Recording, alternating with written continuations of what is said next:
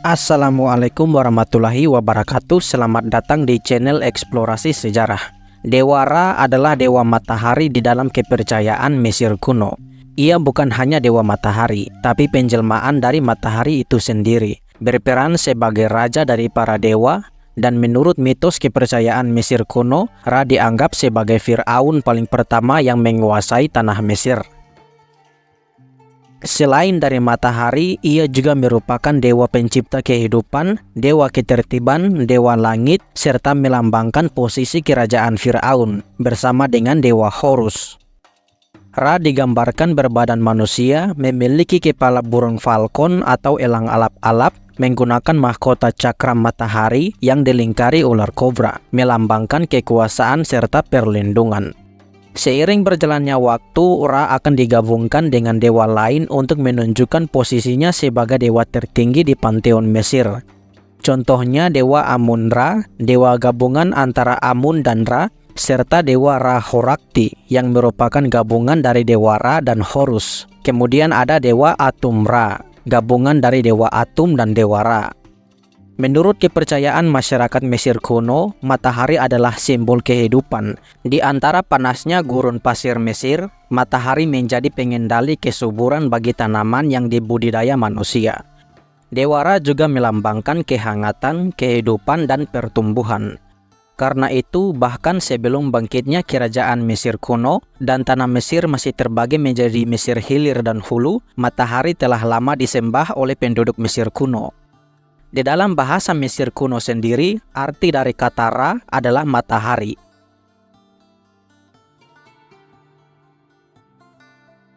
Menurut mitologi, sebelum dunia terbentuk, hanya ada kekacauan. Dari kekacauan itu, muncullah primordial air yang dinamai Nun. Dari primordial air ini muncullah sebuah piramida bernama Benben. Nah, dari Benben inilah lahirlah Dewa Ra sebagai entitas paling pertama yang tercipta dari air primordial. Ra nantinya akan menciptakan anak bernama Shu, Dewa Cahaya, dan Tefnut, Dewi Hujan. Shu dan Tefnut nanti akan memiliki anak bernama Geb, Dewa Bumi, dan Nut, Dewi Langit. Dari Geb dan Nut lahirlah generasi dewa-dewi baru, yaitu Osiris, Isis, Set, dan Nephthys. Osiris dan Isis nantinya akan memiliki anak bernama Horus.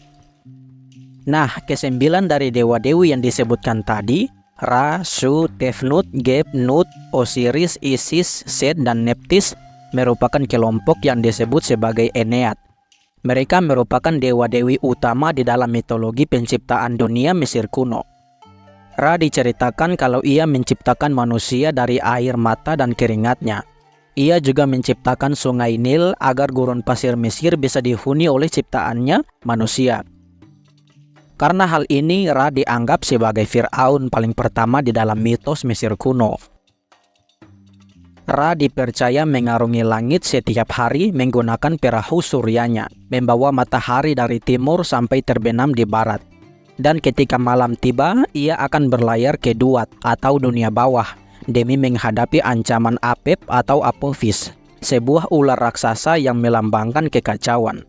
Hal ini dilakukan oleh Ra setiap hari demi bisa mempertahankan siklus siang dan malam di dunia. Ketika Ra mengarungi langit di siang hari, ia menggunakan penjelmaan dewa berkepala burung falcon yang kita kenal.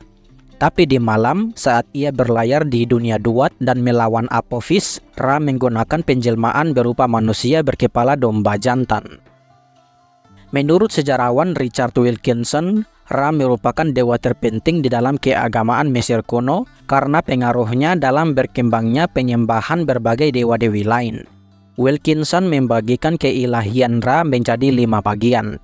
Ra di langit, Ra di bumi, Ra di Duat atau dunia bawah, Ra sebagai pencipta, dan Ra sebagai raja dan ayah dari raja-raja Mesir.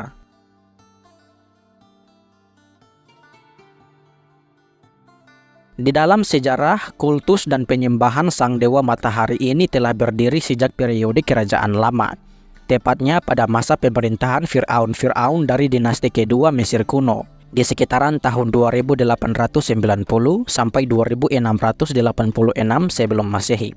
Di periode ini, penyembahan Dewa Ra dilakukan melalui upacara pengorbanan yang diselenggarakan di setiap kuil yang didedikasikan kepada Sang Dewa Matahari. Para pengikut juga menyembah Ra melalui lembu Menephes. Lembu Menephes adalah seekor lembu suci yang dianggap sebagai penjelmaan dari Dewa Ra itu sendiri. Lembu itu akan dirawat dengan baik selayaknya dewa dan akan diikutsertakan di dalam berbagai upacara keagamaan dan perayaan hari raya bagi pengikut Sang Dewa Matahari. Di masa pemerintahan dinasti keempat dari tahun 2613 sampai 2494 sebelum Masehi, Ra telah menjadi dewa tertinggi di dalam keagamaan Mesir kuno. Sebagai paduan, dinasti keempat ini adalah dinasti di mana berbagai bangunan yang kita kenal seperti Piramida Agung Giza dan Sphinx dibangun. Di dalam setiap teks kuno yang tertulis di dinding piramida, Ra ditulis sebagai raja dari para dewa dan sebagai penyapa bagi arwah-arwah baru yang ingin memasuki Duat atau alam baka. Di dalam salah satu teks piramida ini yang ditulis di antara tahun 2400 sebelum Masehi, Ra mengambil jiwa dari Fir'aun di dalam piramida itu untuk bergabung bersama dengannya di perahu emasnya dan membawa jiwa atau ruh dari Fir'aun itu ke sebuah padang ilalang yang luas dan subur di Duat.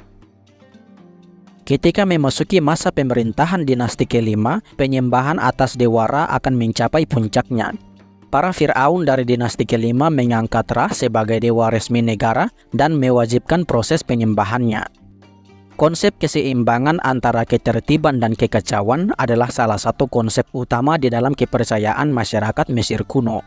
Mereka percaya bahwa keseimbangan membawa kehidupan damai dan harmonis. Dan Fir'aun itu sendiri dianggap sebagai penjaga serta pengawas dari keseimbangan dunia ini. Dewa Ra yang salah satu tugasnya adalah melawan ular raksasa Apophis yang melambangkan kekacauan dianggap sebagai dewa yang mempertahankan keseimbangan dunia dan dengan itu membawa keharmonisan.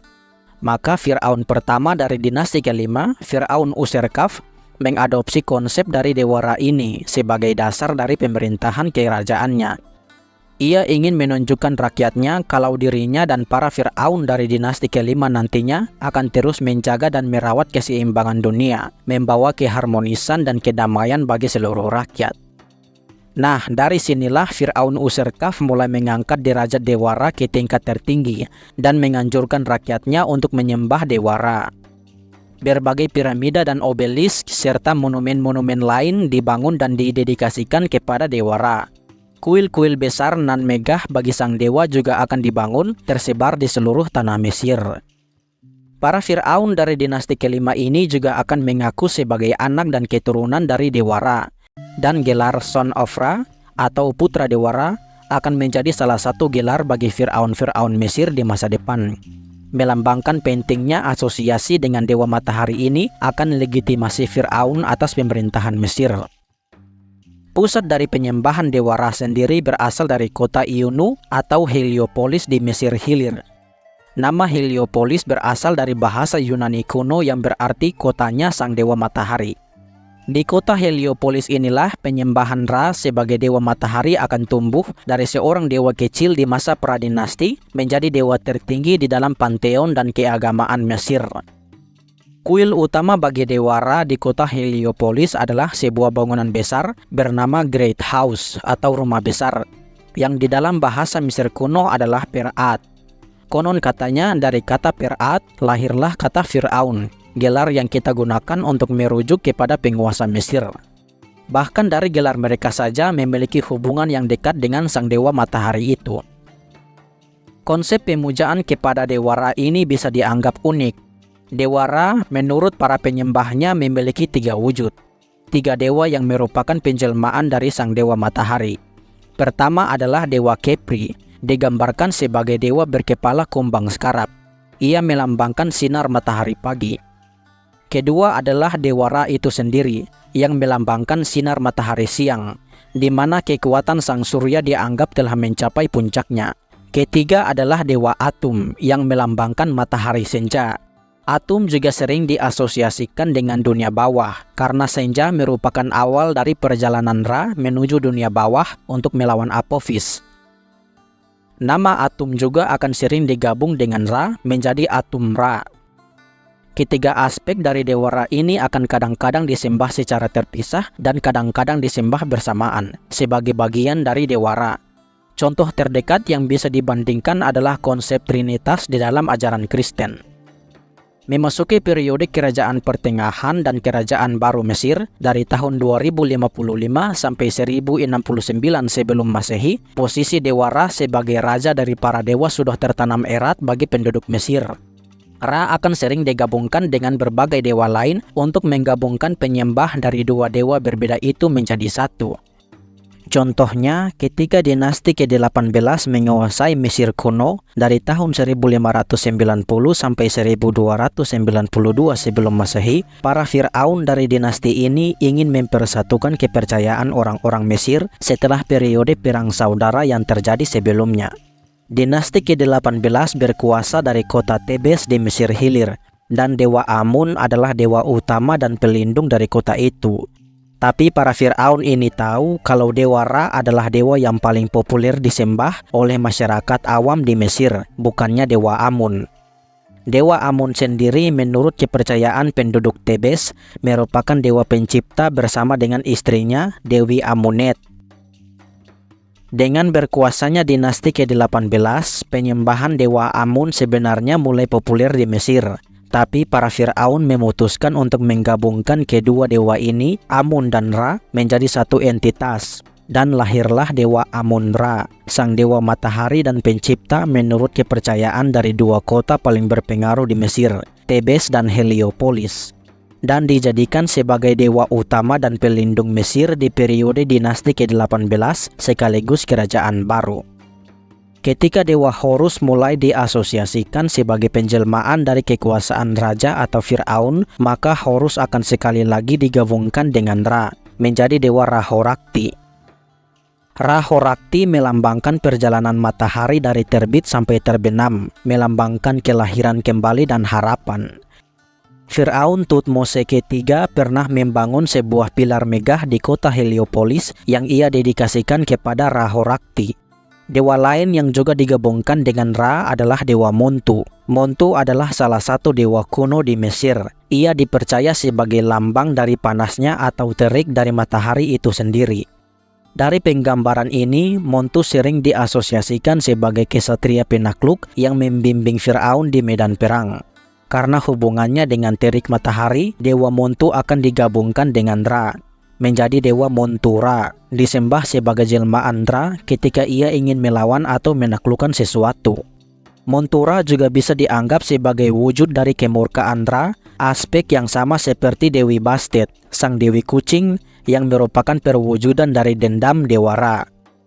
Di masa pemerintahan Fir'aun Akhenaten dari tahun 1353 sampai 1336 sebelum Masehi, ia membawa sebuah ajaran baru di mana seluruh masyarakat harus menyembah dewa baru bernama Aten. Ia melarang penyembahan dewa-dewi lain karena Akhenaten percaya kalau hanya Aten sajalah yang pantas disembah. Dewa Aten digambarkan sebagai cakram matahari yang menyinari dunia sembari mengeluarkan tangannya dari sinar matahari itu. Meski begitu, Fir'aun Akhenaten tidak melarang penyembahan Dewa Ra karena Dewa Ra memiliki aspek yang sama dengan Dewa Aten. Tapi Akhenaten akan menggantikan Ra sebagai penjelmaan matahari dengan Dewa Aten. Ketika Fir'aun Akhenaten meninggal, Fir'aun penerusnya akan membatalkan semua kebijakan Akhenaten dan membuka kembali penyembahan dewa-dewi Mesir dan mengembalikan posisi Ra sebagai raja para dewa dan matahari. Penyembahan Dewa Ra akan terus berlanjut di sepanjang sejarah Mesir. Ketika Mesir dikuasai oleh dinasti Ptolemeus dari Yunani, Ra akan terus disembah dan diidolakan. Penyembahan Ra ini akan perlahan-lahan menurun di masa kekuasaan Romawi ketika Mesir kuno menjadi bagian dari Kekaisaran Romawi kuno. Hingga pada akhirnya pemujaan terhadap Dewa Matahari itu akan ditinggalkan setelah banyak rakyat Roma memeluk agama baru, yaitu Nasrani. Dengan begitu berakhirlah pembahasan singkat kita tentang Dewa Ra dan sejarah serta asal-usul penyembahannya di Mesir kuno. Semoga video ini bermanfaat bagi kalian semua. Terima kasih telah menonton. Jangan lupa untuk like, komen, dan subscribe. Dan sampai jumpa di video selanjutnya. Assalamualaikum warahmatullahi wabarakatuh.